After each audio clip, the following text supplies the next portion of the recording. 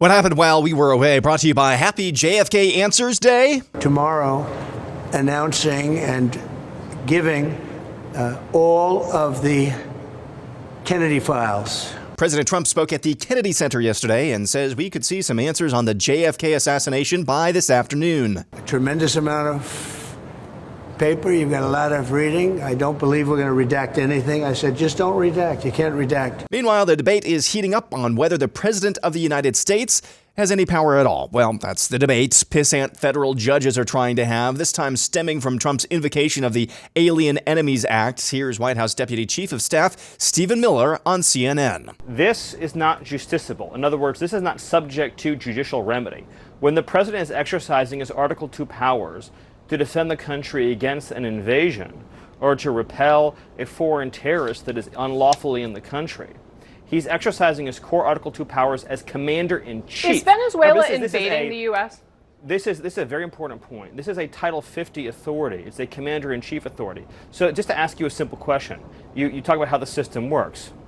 Does a district court judge have the right to direct or enjoin troop movements overseas? Yes or no?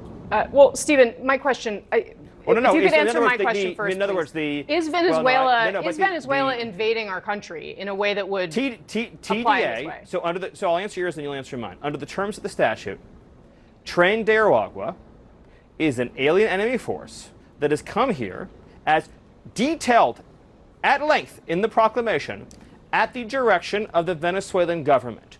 The statute says that a president has the ability to repel an invasion or predatory incursion that is directed by a foreign state government. or a government, right? Are they a state or a government? This would be, yes, it is documented that TDA was sent by the Venezuelan government in the proclamation. And here's an even more important point.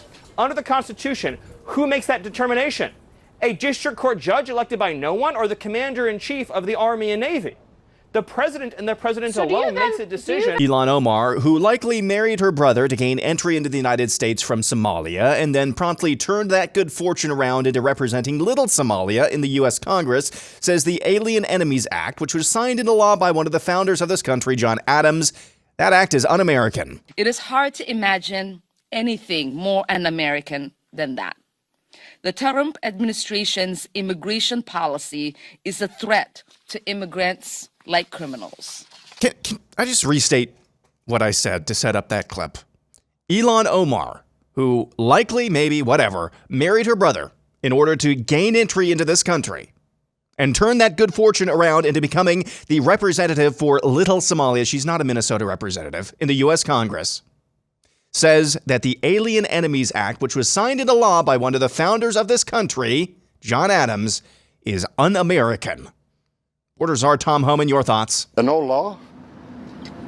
Not as old as the Constitution. We still pay attention to that, don't we? In other news, the ceasefire in Gaza is over, and Israel conducted airstrikes, which reports indicate offed Hamas's head of government in the embattled territory. In Australia, New South Wales Premier Chris Minns says the quiet part out loud. What do they want people to have the right to say?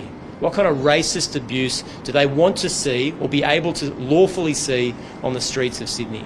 I recognise, and I've fully said from the beginning, that we don't have the same freedom of speech laws that they have in the United States.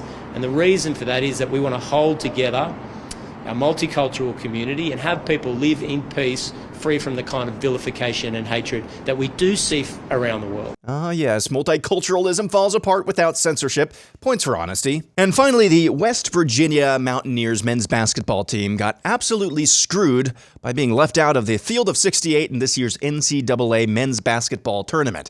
How bad was this screw job? Well, here's Rusty the Rant McShane from WVJZ Radio in Charleston. 6 quad 1 wins.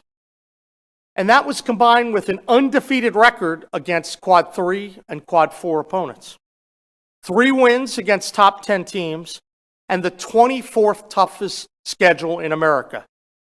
West Virginia deserved to be in the NCAA tournament. This was a miscarriage of justice and robbery at the highest level. Yeah, I lied. WVJZ Radio isn't a radio station in West Virginia, and this isn't Rusty the Rant McShane. This is West Virginia's governor, Patrick Morrisey. And I've asked Attorney General McCuskey to launch an investigation into the NCAA Tournament Selection Committee to determine if any backroom deals, corruption, bribes, or any nefarious activity occurred during the selection process. And that's what happened while we were away.